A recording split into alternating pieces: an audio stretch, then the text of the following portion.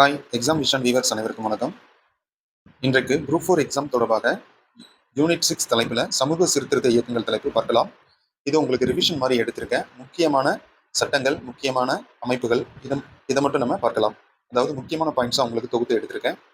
சரிங்களா? ரிவிஷன் பண்ணுறதுக்கு ஈஸியாக இருக்கும். ஓகே, நம்ம சேனலை யாராச்சும் சப்ஸ்கிரைப் பண்ணாமல் இருந்தீங்கன்னா சப்ஸ்கிரைப் பண்ணிட்டு பாருங்கள், எங்களுக்கு சப்போர்ட்டாக இருக்கும்.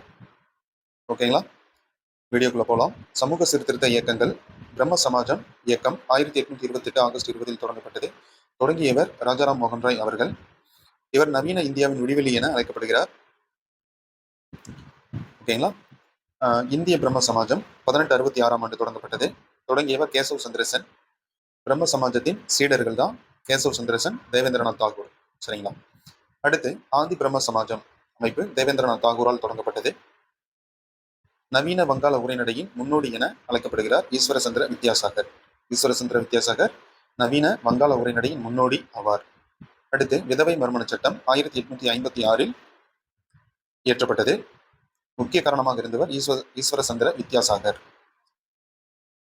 அடுத்து திருமண வயது சட்டம் இயற்ற காரணமாக இருந்தவரும் வித்யாசாகர் தான். 1860 வயது 10 என தீர்மானிக்கப்பட்டது. அதாவது பெண்கள் திருமண வயது 10 என தீர்மானிக்கப்பட்டது. அடுத்து திருமண வயது சட்டம் 1891 வயது 12 என தீர்மானிக்கப்பட்டது. அடுத்து திருமண வயது 1925 13ஆக உயர்த்தப்பட்டது. ஓகேங்களா? அடுத்து இயக்கம் பிரார்த்தனை சமாஜ இயக்கம் 1867 ஆண்டு ஆத்மாராம் பாண்டுரங் அவர்களால் தொடங்கப்பட்ட இயக்கம்.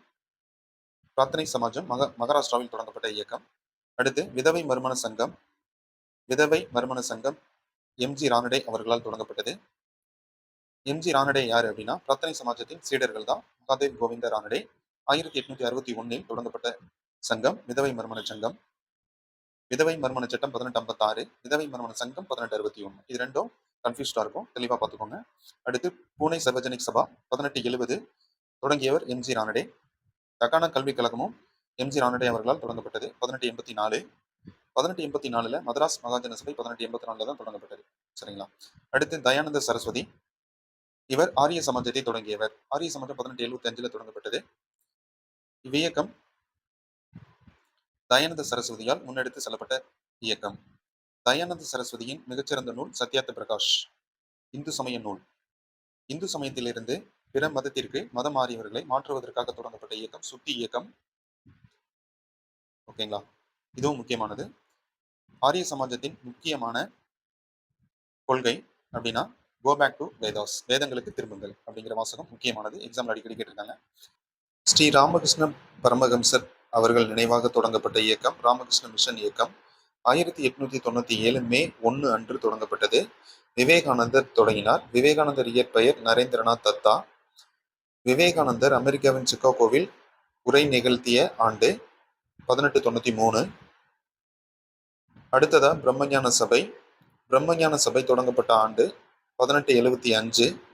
பிரம்மஞான சபையை தொடங்கியவர் HS ஆல்காட்டு அவர்கள், HP பிளவட்ஸ்கி ஆகியோரால் தொடங்கப்பட்டது. அன்னி பெசன்ட் அவர்கள் அதனை வழிநடத்தினார். அன்னி பெசன்ட் அவர்களால் தொடங்கப்பட்ட பத்திரிகை இந்தியா காமன்வீல். உண்மை தேடுவோர் சங்கம் அமைப்பு ஜோதிபா பூலே மகாராஷ்டிராவில் தொடங்கப்பட்டது. இவர் ஒடுக்கப்பட்டவர்களுக்கான முதல் பள்ளியை 1852 தொடங்கினார். 1852 ஒடுக்கப்பட்டவர்களுக்கான முதல் பள்ளி. ஜோதிபா பூலே எழுதிய நூல் குலாம்கிரி, அடிமைத்தனம் என அழைக்கப்பட்டது. அடுத்து ஸ்ரீ நாராயண தர்ம பரிபாலன யோகம் நாராயணகுரு அவர்களால் தொடங்கப்பட்டது. இவர் கேரளாவில் பிறந்தவர். நாராயணகுரு கோவில் கட்டிய இடம் அருவிபுரம். அடுத்து சாது ஜன பரிபாலன சங்கம் 1907 ஆண்டு தொடங்கப்பட்டது. திரு ஐயன்காளி அவர்களால் தொடங்கப்பட்ட இயக்கம் சாது ஜன பரிபாலன சங்கம் 1907. இவரும் கேரளா சேர்ந்தவர். ஏழை மக்கள் பாதுகாப்பு சங்கம் என அழைக்கப்பட்டது இச்சங்கம். அடுத்து அலிகார் பல்கலைக்கழகம் 1920 தொடங்கப்பட்டது. அலிகார் பல்கலைக்கழகம் சர் சையத் அகமது கான் அவர்களால் தொடங்கப்பட்டது. இப்பல்கலைக்கழகமானது முஸ்லிம்களுக்கு ஆங்கில வழி கல்வியை புகுத்தும் நோக்கில் தொடங்கப்பட்டது. அடுத்து தியோபந்த் இயக்கம். தியோபந்த் இயக்கம் முஸ்லிம் பழமைவாதிகளால் தொடங்கப்பட்ட இயக்கம். இதனை நானூதவி மற்றும் கங்கோத்ரி ஆகியோர் தொடங்கினர். உத்தரப்பிரதேச மாநிலம் சகரன்பூர் என்ற இடத்தில் பள்ளி நானூதவி கங்கோத்ரி ஆகியோரால் தொடங்கப்பட்டது. பார்சி சீர்திருத்த சங்கம் 1851 தொடங்கப்பட்டது. பட்டுன்ஜி நவ்ரோஜி என்பவரால் தொடங்கப்பட்டது பார்சி சீர்திருத்த சங்கம். இதன் தாரக மந்திரம் ராஷ்ட் போஃப்தார், உண்மை விளம்பி எனப்பட்டது. பார்சி சீர்திருத்த சங்கத்தின் முக்கியமான மூலத்தம். அடுத்து குழந்தை திருமண எதிர்ப்பு இயக்கம் பி.எம். மலபாரி அவர்களால் தொடங்கப்பட்டது. இவ்வியக்கத்தின் ஆதரவாளர்கள் பெரோஷா மேத்தா, தின்ஷா வாச்சா போன்றோர். அடுத்து நிரங்காரி இயக்கம், சீக்கியர்களின் முன்னேற்றத்திற்காக தொடங்கப்பட்ட இயக்கம் நிரங்காரி இயக்கம். பாபா தயால் தாஸ் அவர்களால் தொடங்கப்பட்ட இயக்கம். நிரங்காரி அப்படின்னா உருவமற்ற என பொருள். அடுத்ததா நாம்தாரி இயக்கம். இதுவும் சீக்கியர்களின் முன்னேற்றத்திற்காக தொடங்கப்பட்டது. பாபா ராம்சிங் அவர்களால் தொடங்கப்பட்ட இயக்கம் நாம்தாரி இயக்கம். அகாலி இயக்கத்தின் முன்னோடி சிங் சபா என அழைக்கப்பட்டது. அடுத்ததா தமிழ்நாட்டைச் சேர்ந்த ராமலிங்க அடிகள் அவர்களால் தொடங்கப்பட்ட இயக்கம் சமரச சுத்த சன்மார்க்க சங்க இயக்கம் 1865 தொடங்கப்பட்டது. அடுத்து ராமலிங்க அடிகளால் சத்திய தர்மசாலை என்ற அமைப்பு 1867 தொடங்கப்பட்டது. அடுத்து அத்வைதானந்த சபா அயோத்திதாசர் அவர்களால் தொடங்கப்பட்டது. அயோத்திதாசர் யாரு அப்படின்னா தமிழ்நாட்டில் சாதி கொடுமைகளுக்கு எதிராக போராடியவர்.